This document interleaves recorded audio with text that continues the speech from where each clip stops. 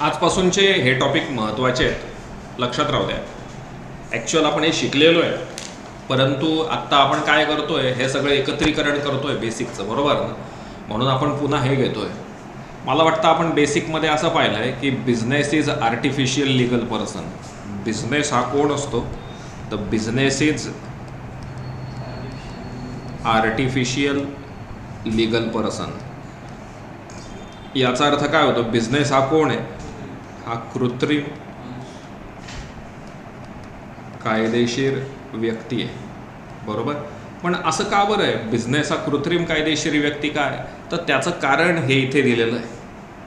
Concept याचा अर्थ काय होतो? कन्सेप्ट याचा अर्थ आहे संज्ञा किंवा संकल्पना, बरोबर. कन्सेप्ट ही अशी गोष्ट असते की त्याच्या आधारावरती आपली पूर्ण बिल्डिंग तयार होते, त्याला कन्सेप्ट असं म्हणतात. म्हणजे आपल्या अकाउंट्सची जी बिल्डिंग आहे ती या कन्सेप्टवरती तयार होत असते. ही कन्सेप्ट आहे म्हणून आपलं अकाउंटन्सी व्यवस्थित चाललं आहे. काय कन्सेप्ट आहे बाल? This concept implies that a business is separate, distinct from the owner or owners. Business हा सेपरेट आहे म्हणजे कोण आहे? स्वतंत्र आहे. डिस्टिंक्ट म्हणजे वेगळा आहे. म्हणजे बिझनेसचा मालक किंवा अनेक मालक यांच्यापेक्षा बिझनेस हा कोण असतो? वेगळा माणूस असतो, असं ही कन्सेप्ट आपल्याला सांगते. इथून पुढे तुम्ही रोज लक्षात ठेवाल की बिझनेस आणि बिझनेसचा मालक दोन्ही स्वतंत्र माणसं असतात. जसं आता आपण उदाहरण विचारात घेतलं रिलायन्स कंपनीचं. कालपर्यंत तुम्हाला जर कोणी विचारलं तर तुम्ही सांगायचे की मुकेश अंबानी म्हणजेच रिलायन्स कंपनी आहे, बरोबर ना. पण आता मी सांगतो तसा विचार करा. रिलायन्स कंपनी आणि मुकेश अंबानी दोन्ही स्वतंत्र माणसं आहेत. हे वेगळं आहे आणि हा वेगळा आहे. That is the person who supplied capital to it. त्यांनी ओनरची व्याख्या सांगितली आहे. ओनर म्हणजे कोण? असा माणूस की जो बिझनेसला कॅपिटल पुरवतो. या अंबानी फॅमिलीने रिलायन्स कंपनीला काय पुरवलं? कॅपिटल पुरवलं, म्हणून ते त्या बिझनेसचे मालक झालेत. Based on this concept accounts are prepared from the point of view of business and not from the owners point of view. या कन्सेप्टनुसार अकाउंट हे कोणासाठी तयार केलं जातं? बिझनेससाठी तयार केलं जातं. कोणासाठी तयार केलं जात नाही? ओनरसाठी तयार केलं जात नाही. याचा अर्थ जे बुक्स ऑफ अकाउंट्स आहेत, म्हणजे आपण जो हिशोब लिहिणार आहे, प्रॉफिट झाला का लॉस झाला, त्या वह्यांमध्ये एंट्र्या कोणाच्या करायच्या? आता माझं क्लासचंच उदाहरण विचारात घ्या ना. मी राहायला वरच्याच मजल्यावरती आहे, तर लाईट बिल पेड म्हणून मी कुठली एंट्री टाकली पाहिजे? या क्लासची का वरची? नाही, काय लिहिलं आपण इतक्यात? ही लाईन नीट वाचा. Accounts are prepared from the point of view of business not from the owners point of view. अकाउंट्समध्ये कुठल्या एंट्री केल्या जातील? बिझनेसच्या.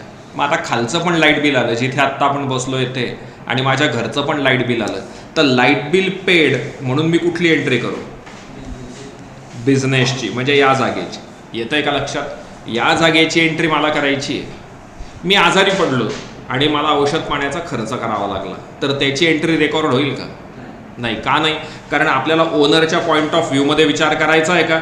नाही, आपल्याला ओनरच्या पॉईंट ऑफ व्ह्यूमध्ये विचार करायचा नाही आहे. म्हणजे मी आजारी पडलो तर त्याची एंट्री रेकॉर्ड होणार नाही. परंतु एखाद्या विद्यार्थ्याला इथे चक्कर आली आणि मी डॉक्टरला बोलवलं तर एंट्री रेकॉर्ड करावी लागेल का? हो, कारण ती बिझनेस ट्रान्झॅक्शन झाली. येतं आहे का लक्षात? आपण आपल्या अकाउंट्समध्ये फक्त बिझनेसच्या ट्रान्झॅक्शन रेकॉर्ड करतो. का बरं? कारण आपण असं सपोज करतो की बिझनेस आणि बिझनेसचा मालक हे दोन्ही वेगळे आहेत. According to this concept only business transaction, इथे दिलं पण आहे, only business transaction are recorded in the books of account. या कन्सेप्टनुसार बुक्स ऑफ अकाउंट्समध्ये काय रेकॉर्ड केल्या जातं? फक्त बिझनेसच्या ट्रान्झॅक्शन. जेवढ्या बिझनेसच्या गोष्टी आहेत त्याच रेकॉर्ड होतात, बाकीच्या गोष्टी रेकॉर्ड होत नाहीत. Personal transaction of owner are not recorded. काय रेकॉर्ड नाही होत? इतक्यात मी जे म्हटलं की माझं घरचं लाईट बिल रेकॉर्ड होईल का? नाही, कारण ते पर्सनल आहे. मी आजारी पडलो, रेकॉर्ड होईल का? पर्सनल आहे. त्याच्यानंतर माझ्या मित्राचा वाढदिवस होता, मी त्याला गिफ्ट दिलं, रेकॉर्ड होईल का? पण आज त्या मॅडमांचा वाढदिवस होता, मी त्यांना गिफ्ट दिलं, रेकॉर्ड होईल का? हो, कारण मी आज त्यांना जे दिलं ते बिझनेस रिलेशनमध्ये दिलं आहे gift. But their transaction with the business, such as capital contributed to the business or cash withdrawn from the business for personal use, will be recorded in the business, in the books of accounts. It implies that business itself own assets and owes liability. आत्ता या कन्सेप्टनुसार आपण काय शिकतोय? Business आणि बिझनेसचा मालक हे दोन्ही कसे आहेत? एकच का वेगळे? दोन्ही कसे आहेत? वेगळे.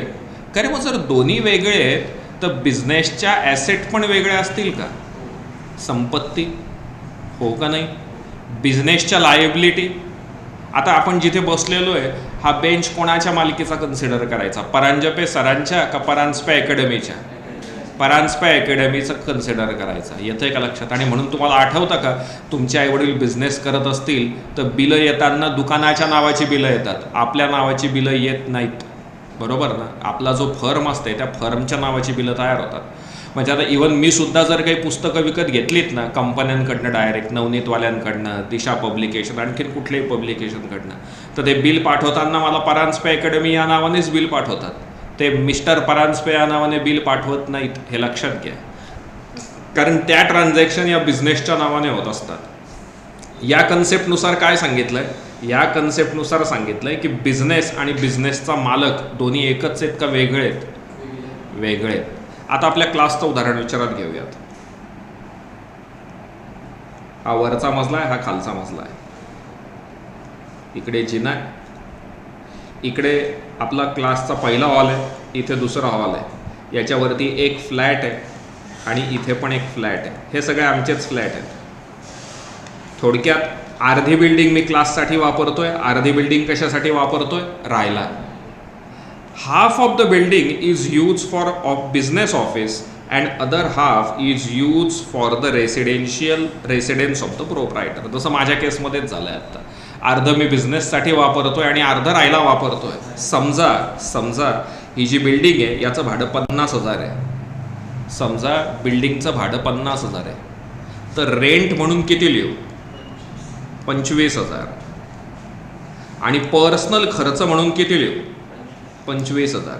म्हणजे पर्सनल खर्च असतात त्यांनाच काय म्हणतात? ड्रॉइंग. येते का लक्षात? म्हणून ड्रॉइंग म्हणून आपल्याला 25,000 टाकावे लागतील आणि उरलेले 25,000 हे बिझनेसचा खर्च म्हणून रेकॉर्ड करावे लागतील. मित्रांनो, ही कन्सेप्ट खूप महत्त्वाची आहे. या कन्सेप्टनुसार आपण आपल्या अकाउंट्समध्ये फक्त आणि फक्त बिझनेसच्या ट्रान्झॅक्शन रेकॉर्ड करतो, हे लक्षात ठेवाल. पर्सनल ट्रान्झॅक्शन रेकॉर्ड करत नाहीत. पर्सनल ट्रान्झॅक्शन जर रेकॉर्ड करायच्या असल्या तर त्या कोणाच्या नावाखाली रेकॉर्ड करायच्या? ड्रॉइंग या नावाखाली रेकॉर्ड करायच्या. ड्रॉइंग म्हणजेच काय? Personal expenses. जेवढे पर्सनल खर्च आहेत ते काय म्हणून रेकॉर्ड करायचे? ड्रॉइंग म्हणून रेकॉर्ड करायचे. कन्सेप्ट लक्षात आली? ही आहे बिझनेस एंटिटी कन्सेप्ट. मग आता मला पुन्हा एकदा विचार करून सांगाल, बिझनेस आणि बिझनेसचा मालक हे दोन्ही एकच आहेत का वेगळे आहेत? वेगळे आहेत. चला आपण एक उदाहरण घेऊयात. हा आहे मिस्टर ओनर आणि हा आहे मिस्टर बिझनेस. मिस्टर ओनर काय करतो? बिझनेसमध्ये कॅपिटल इन्व्हेस्ट करतो. म्हणजे तो पैसे काय करतो? गुंतवतो.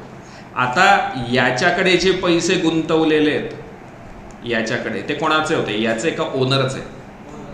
मग याची ती काय ॲसेट आहे का याच्या डोक्यावरती कर्ज आहे? ओनरचं. म्हणजेच कॅपिटल ही बिझनेसची काय ठरते? लायबिलिटी.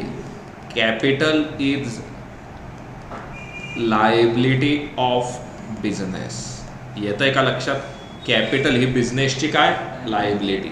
कॅपिटल ही बिझनेसची लायबिलिटी कशी झाली? आपण कोणाच्या पॉईंट ऑफ व्ह्यू विचार करायचा? बिझनेसच्या पॉईंट ऑफ व्ह्यू विचार करायचा आहे. कारण आपण अकाउंट्समध्ये कोणाच्या ट्रान्झॅक्शन रेकॉर्ड करतो? फक्त बिझनेसच्या ट्रान्झॅक्शन रेकॉर्ड करतो, बरोबर की नाही? मग बिझनेसच्या पॉईंट ऑफ व्ह्यू विचार केला तर मालकाने बिझनेसमध्ये जे पैसे इन्व्हेस्ट केलेत ती बिझनेसची काय ठरणार आहे? लायबिलिटी. विसरणार नाही याच्या पुढे. पुढची कन्सेप्ट आलेली आहे मनी मेजरमेंट कन्सेप्ट. आपण मागच्या एका लेक्चरला ट्रान्झॅक्शनचे प्रकार पाहिले होते. त्याच्यात दोन प्रकारच्या ट्रान्झॅक्शन होत्या, मॉनेटरी आणि non monetary. Non monetary transaction याचा एक दुसरा अर्थ दिलेला होता बार्टर सिस्टीम. बार्टर म्हणजे वस्तू विनिमय पद्धती. वस्तू विनिमय म्हणजे एकाच्या बदल्यात वस्तू द्यायची किंवा सेवा द्यायची. वस्तू आणि सेवा यांचं आदान प्रदान करून ट्रान्झॅक्शन सेटल करणे म्हणजे बार्टर सिस्टीम. बरोबर. जसं आता आपण हे प्रतीक्षाचंच उदाहरण पाहूत ना. आता प्रतीक्षाची इतक्या वर्षाची फी आहे ती देतच नाही मला, हा नाही पैसेच देत नाही, पण जाऊ द्या गमतीचा भाग. परंतु प्रतीक्षाचे आईवडील इथे आपल्या क्लासमध्ये ते झाडू साफसफाई वगैरे करते तिची आई, बरोबर. मग मी त्यांना त्याचं पैसे देतो का? नाही. म्हणजे तिची आई इथे जे स्वीपिंगचं काम करते, स्वीपरचं काम करते, मी त्याचं पेमेंट त्यांना करत नाही. आणि प्रतीक्षा जी माझ्याकडे शिकते त्याची फी पण मी त्यांच्याकडून घेत नाही, हे लक्षात घ्या. म्हणजे त्या फी पण देत नाही आणि मी पगार पण देत नाही. म्हणजे एकाच्या बदल्यात दुसरं दिलं गेलं. या सिस्टीमला काय म्हणणार आपण? Barter system. येत आहे का लक्षात? याला बार्टर सिस्टीम असं आपण म्हणतो. वस्तू विनिमय पद्धती. वस्तू म्हणजे वस्तूच नाही, सेवा पण दिली जाते, हे लक्षात घ्या. तुम्ही अनुभव घेतला आहे का कधी असा एखाद्या गोष्टीचा? आपल्याकडे त्या शेजारच्या मावशी असतात, ते एक वाटीभर दूध घेऊन जातात, दुसऱ्या दिवशी त्या ते एक वाटीभर दूध परत करतात. पूर्वीच्या काळात होतं गव्हाच्या बदल्यात तांदूळ द्यायचे, तांदूळाच्या बदल्यात कपडे द्यायचे, कपड्याचे. जे गुरुजी लोक असतात ना, गावकीची पूजा करतात, माहिती आहे का? गुरुजी लोक असतात ना, याज्ञिकी करणारे, पूजा पाठ करणारे, त्यांची जी पूजा पाठ असते ना ती गावकीची असते. गावकीची म्हणजे कसं, आमचे एक नातेवाईक आहे मेहंदळे म्हणून, असं गाव आहे इकडे, ओढा म्हणून गाव आहे. ओढा लाखलगावच्या जवळ आहे ते. त्या म्हणजे नाशिकपासून 15 किलोमीटरवरती, माडसांगवीच्या पुढे. त्या गावाची ते गावकीची पूजा करतात. म्हणजे ते त्या गावाचे गुरुजी आहेत मेहंदळे म्हणून, बरोबर. आता हल्लीच्या काळात पैसे त्यांना मिळतात, पण पूर्वी 100-500 वर्षापूर्वी तो जो गुरुजी असायचा, तो गुरुजी याच्याकडे पूजा कर, याच्याकडे पूजा कर, याच्याकडे या सगळ्यांकडे पूजा करायचे. तेव्हा तर काही पैसे नव्हते ना. मग एखाद्या शेतकऱ्याकडे पूजा केली की शेतकरी त्याच्या बदल्यात त्यांना काय द्यायचा? धान्य. शिंप्याकडे गेले की कपडे द्यायचा, किंवा कासाराकडे इथे गेले की तो त्यांच्या घरच्या बायांना बांगड्या भरून द्यायचा. अशा पद्धतीने एकाच्या बदल्यात दुसरी वस्तू दिली जायची. परंतु या क्रियेमध्ये व्हॅल्यूचा इक्वल एक्सचेंज होत असेल का? नाही. व्हॅल्यूचा इक्वल एक्सचेंज होत असेल का म्हणजे मे बी मी या प्रतीक्षाला जास्त पण शिकवत असेल, किंवा तिची आई मे बी इथे जास्त काम पण करत असेल, पण मग त्याची गणना केली जाते का? नाही, त्याची गणना करता येत नाही, हे लक्षात घ्या. ही अडचण होती नॉन मॉनेटरी सिस्टीम मधली. मी काय सांगितलं, प्रतीक्षाची आई इकडे आपल्याकडे काम करते, किंवा आता ती श्रावणी मॅडम आहेत ना, मी आता श्रावणी मॅडमची पण फी घेत नाही आणि त्या शाहूची पण फी नाही घेत. मग मी त्यांना पगार नाही देत आणि त्या मला फी पण नाही देत, असं आमचं ठरलं आहे, बरोबर. मग आता अशा केसमध्ये काय होत असेल? एक्झॅक्टली तेवढंच तोलून मापूनच काम होत असेल का कमी जास्त पण होत असेल? मग ही अडचण दूर करण्यासाठी म्हणून कशाची निर्मिती करण्यात आली? पैशाची, हे लक्षात घ्या. मग समजा एक ट्रान्झॅक्शन अशी दिली आहे, परचेस 10 kg राईस, हे जास्त बेटर आहे का परचेस ₹1000 राईस, हे जास्त बेटर आहे? योग्य माहिती आहे कशातून कळेल? 10 kg मधून. पण मग त्याची किंमत विचारात, 10 किलो तांदूळाच्या बदल्यात 10 किलो गहू दिले तर चालतील का? तू 10 किलो तांदूळ दिले आणि मी 10 किलो गहू दिले, तर एक्झॅक्ट व्हॅल्यू एक्सचेंज होईल का? नाही ना. काय सांगितलं मी? तू मला 10 किलो बासमती तांदूळ दिला आणि मी तुला 10 किलो त्याच्या बदल्यात गहू दिला, तर चालेल का? मला नाही चालणार. कारण 10 किलो बासमती तांदूळाची किंमत 110 × 10 म्हणजे जवळपास 1100 रुपये. तांदूळ जास्तीत जास्त 40 रुपयाचा असतो, 100 11,000 झाले. आणि गहू जास्तीत जास्त 40 रुपयाचा असतो, बरोबर ना. जास्तीत जास्त किती असतो? 40 रुपयाचा असतो गहू फक्त. 10 × 40 म्हणजे किती झाले याचे? 400. म्हणजे तू मला 1100 रुपयाचे तांदूळ देतोय आणि मी त्याच्या बदल्यात तुला काय देतोय? 400 रुपयाचे गहू. चालेल का मग आता? का गहू जास्त द्यावे लागतील? म्हणजे मग तुला काय कळालं? क्वांटिटीमध्ये एक्सप्रेस करणं इझी आहे का रुपयात एक्सप्रेस करणं इझी आहे? रुपयात. काय दिलंय पण This concept implies that only those transactions which can be expressed in terms of money are recorded in the books of accounts. Books of अकाउंट्समध्ये कुठल्या ट्रान्झॅक्शन रेकॉर्ड केल्या जातात ज्या आपण पैशात व्यक्त करू शकतो त्याच. Since money serve as a medium of exchange express in money are recorded and ruling currency of a country is the measuring unit of the accounting. या वाक्याचा अर्थ काय होतो? ruling currency of a country म्हणजे तुम्ही ज्या देशात accounting करतायत त्या देशाचं जे चलन आहे त्याच्यात ते अकाउंटिंग केलं पाहिजे. आपण आता भारतात राहतो म्हणून आपलं अकाउंटिंग हे कशात असतं? रुपयात. आपण अमेरिकेत गेलो तर हे अकाउंटिंग कशात करावं लागेल? पाऊंडमध्ये का डॉलरमध्ये? डॉलरमध्ये. इंग्लंडमध्ये गेलो तर पाऊंडमध्ये. कळालं का? पण एक्सप्रेस करताना आपल्याला कशात एक्सप्रेस करावं लागेल? पैशात. ज्या ज्या ट्रान्झॅक्शन आपण पैशात एक्सप्रेस करू शकतो त्याच रेकॉर्ड केल्या जातात, बाकीच्या रेकॉर्ड होत नाहीत. बैस इथे तात्पुर या इथे बस. For example, working condition in workplace, strike by employees, efficiency of management etc. will not be recorded in the books of accounts as they cannot be expressed in terms of money. उदाहरणार्थ working condition.